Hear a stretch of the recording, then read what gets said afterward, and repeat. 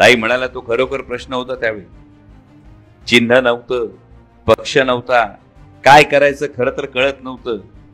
काय करायचं हे कळत नव्हतं, तरी एक गोष्ट मात्र नक्की होती आणि ती गोष्ट होती लढायचं. कशासाठी लढायचं होतं? आजही आपण कशासाठी लढायचं म्हणतो आहोत. ज्यांनी काही भूमिका बदलल्या, ज्यांनी काही विचार बदलले, ज्यांनी काही नेते बदलले, मी त्याच्या पुढे जाऊन बोलत नाही, पण हे जे काही बदलले ते बदलत असताना सर्वसामान्य जनतेला कळत होतं 2-5 वर्षाचं पोरग असतंय त्याला चॉकलेट दाखवून बाजूला नेतात, बरोबर. जरा मोठं पोरग असतंय त्याला थोडं दमदाटी केली तर ते ऐकून जाते.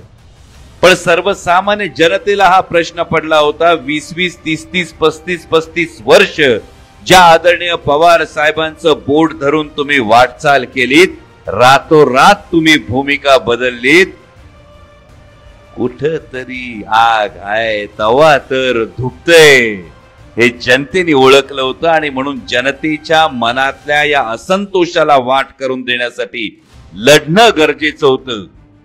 आणि म्हणून ती लढाई जी लोकसभेच्या आधीपासून सुरू झाली, आज विधानसभे निवडणुकीला सुद्धा सुरू आहे.